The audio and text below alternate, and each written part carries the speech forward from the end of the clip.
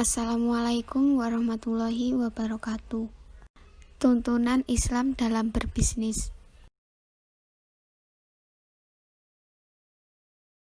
Anggota kelompok 10, Erlinda Luciana, NIM B200190187, Dea Yesiana Setianingrum, NIM B200190203, Selomita Andriani, NIM B200190216, Najma Farida, NIM B200190217.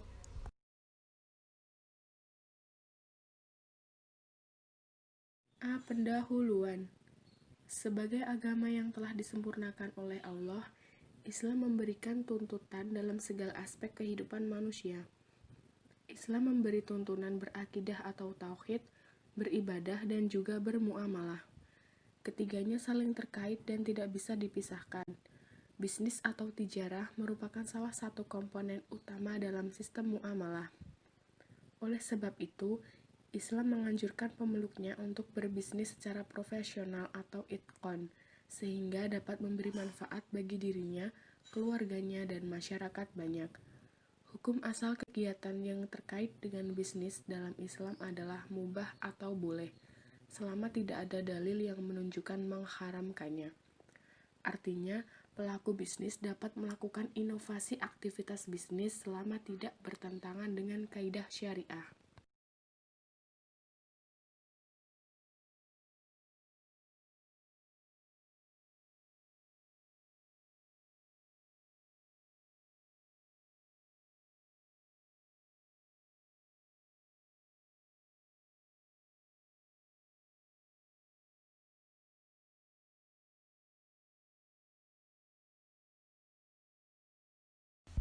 B. Prinsip-prinsip dasar dalam berbisnis. 1. Halal dan baik. Prinsip dasar yang pertama adalah halal dan baik. Halal bermakna legal atau sesuai aturan. Artinya, selain halal dan baik, pebisnis tidak boleh mengikuti perilaku syaitan. 2. Adil atau seimbang. Perbuatan adil dalam berbisnis merupakan suatu yang esensial. Dalam Al-Quran, banyak didapati perintah berbuat adil. Islam juga melarang berbuat curang atau berlaku zalim. Celaka besar bagi orang yang berbuat curang, yaitu orang-orang yang apabila menerima takaran dari orang lain, meminta untuk dipenuhi.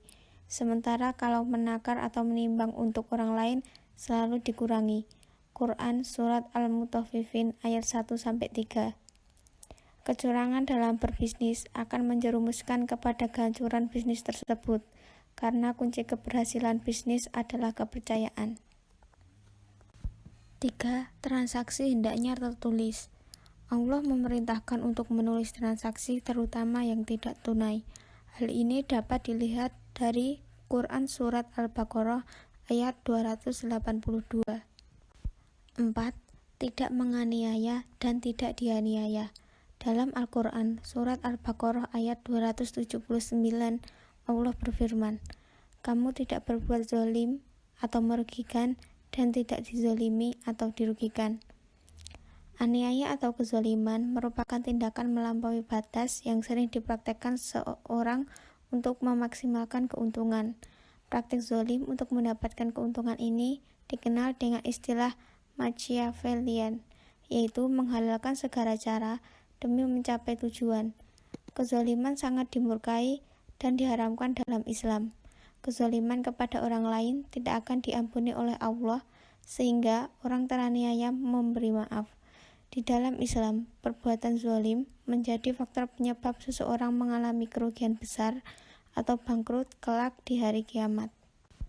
5. Mengutamakan Allah dan Rasul-Nya. Katakanlah, jika bapak-bapakmu, anak-anakmu, saudara-saudaramu, istri-istrimu, keluargamu, harta kekayaan yang kamu usahakan, perdagangan yang kamu khawatirkan kerugiannya, dan rumah-rumah tempat tinggal yang kamu sukai, lebih kamu cintai daripada Allah dan Rasul-Nya, serta berjihad di jalannya, maka tunggulah sampai Allah memberikan keputusannya. dan Allah tidak memberi petunjuk kepada orang-orang fasik. Quran Surat At-Taubah ayat 24. Ayat tersebut mengajarkan manusia untuk mengutamakan Allah dan Rasulullah dalam segala hal, dalam berbisnis, kepatuhan kepada perintah Allah dan Rasul-Nya, serta menjauhi larangannya lebih dipertimbangkan dari hanya sekedar untung duniawi semata.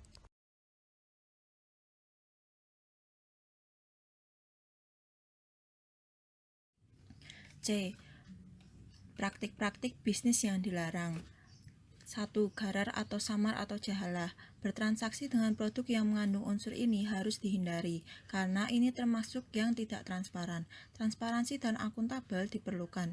Contoh yang harus kita hindari terhadap unsur ini dalam berbisnis yaitu terkait dengan jenis barang, jumlah atau ukuran, kehalalan dan keharamannya, masa kadaluarsa, dan lain sebagainya.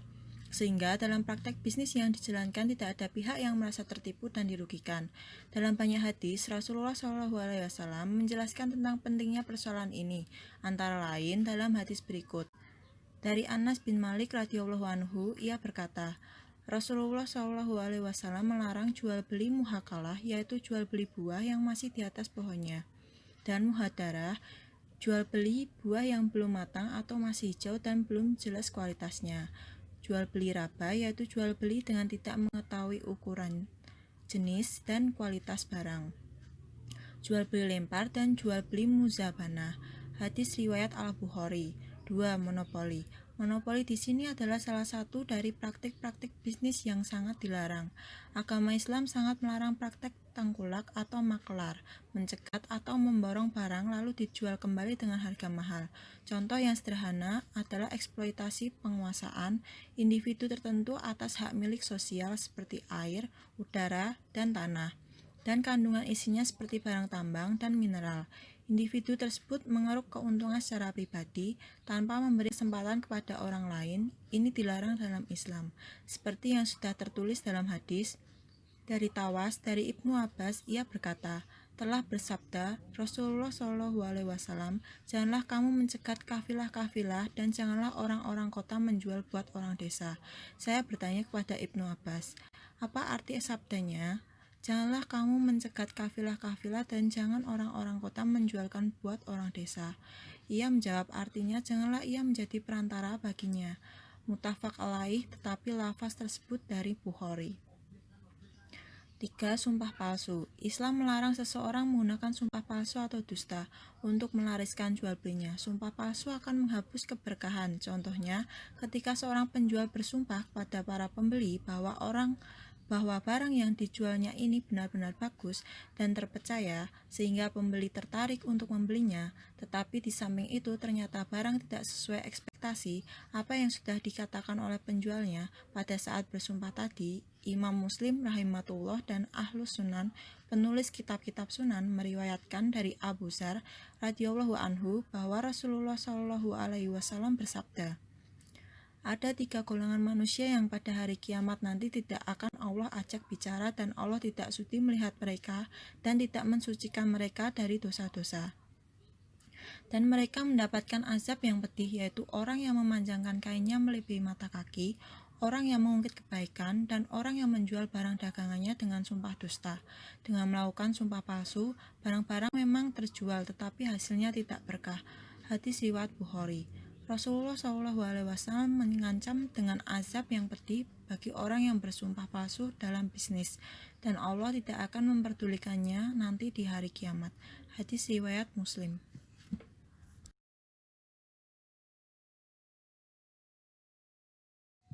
4. Berpura-pura menawar dengan harga tinggi agar orang lain tertarik membeli dengan harga tersebut. Contohnya, membayar seseorang untuk berpura-pura membeli barang di toko A dengan cara menawar dengan harga tinggi, agar orang lain tertarik dan pergi untuk membeli ke toko A tersebut, sehingga mendengar tawaran harga yang diberikan oleh pembeli tadi, yang dilakukan oleh pembeli yang berpura-pura menawar tadi tidak niat untuk membeli, tetapi hanya untuk menarik pembeli yang lain agar membeli barang ke toko A.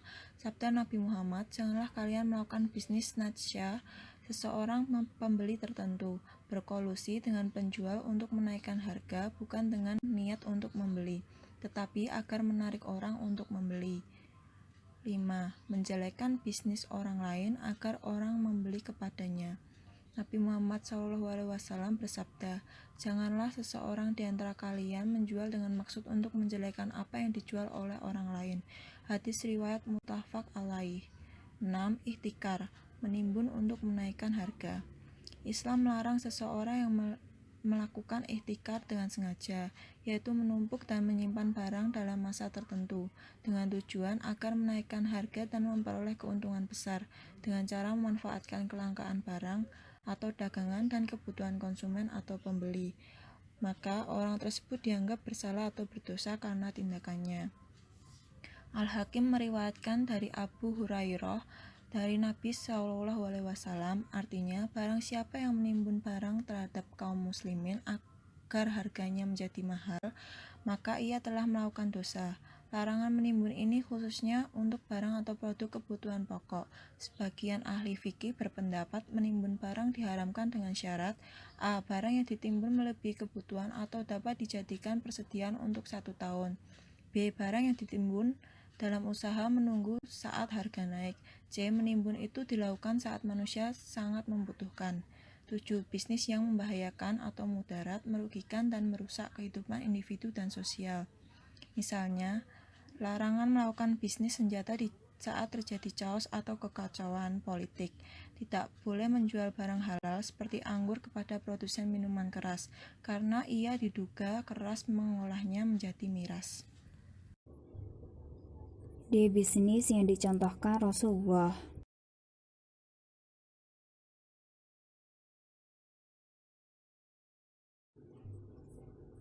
D. Bisnis yang dicontohkan Rasulullah. 1. Jujur.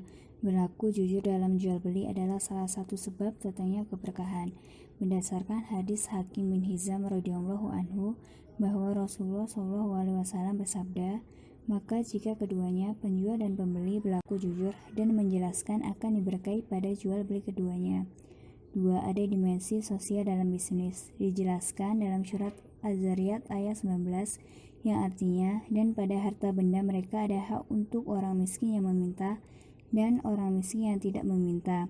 3. Ramah tamah. Rasulullah SAW menganjurkan untuk toleransi dalam interaksi sosial dan menggunakan akhlak mulia dan budi luhur dengan meninggalkan kekikiran terhadap diri sendiri.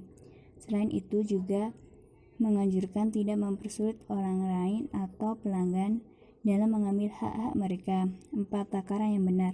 Dalam Al-Quran, menyempurnakan takaran disebutkan berulang-ulang. Salah satunya di surat Al-Isra ayat 35, yang artinya, dan sempurna takaran apabila kamu menakar, dan timbanglah dengan timbangan yang benar, itulah yang lebih utama bagimu dan lebih baik akibatnya.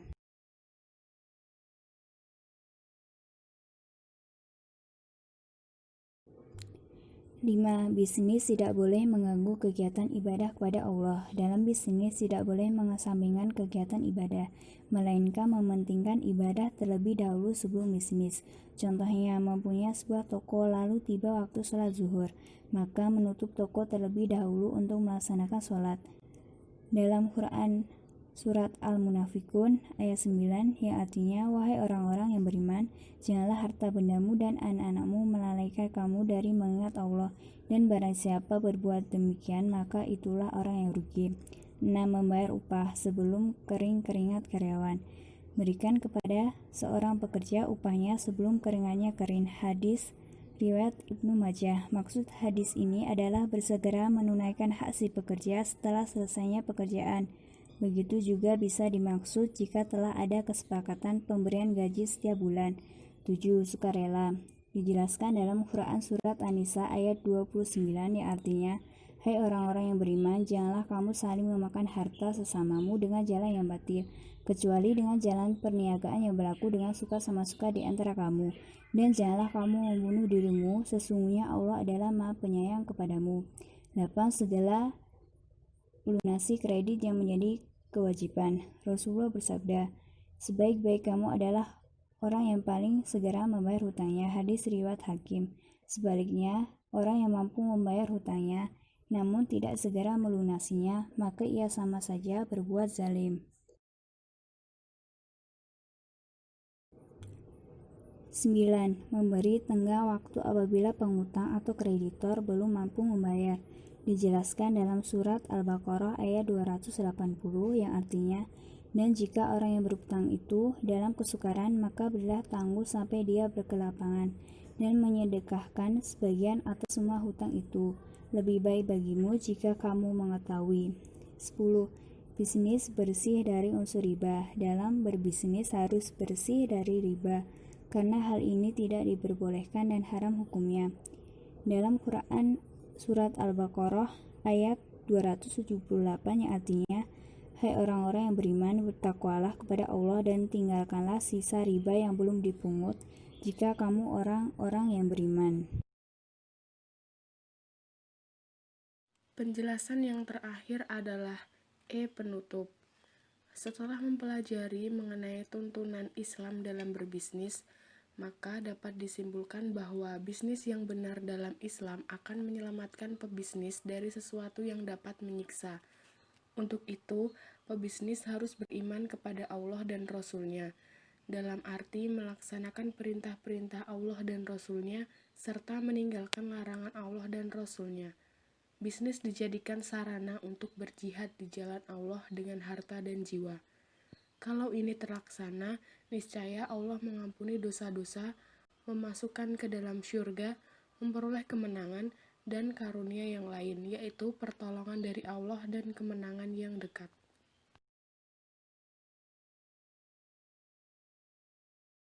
Demikian presentasi dari kelompok kami. Wassalamualaikum warahmatullahi wabarakatuh.